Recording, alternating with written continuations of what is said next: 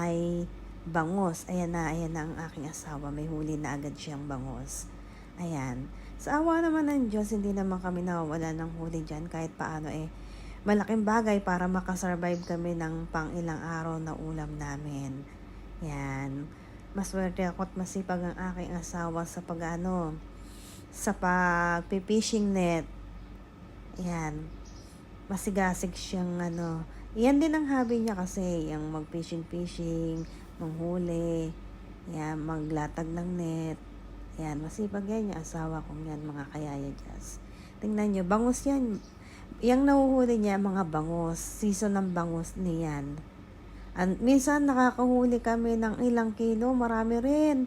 May 5 kilo din nahuhuli namin bangus. Pero iba naman, sinishare naman namin sa aming mga kasamahan dito, sa aming mga kakwarto. Sinishare namin, binibigyan namin sila kahit paano.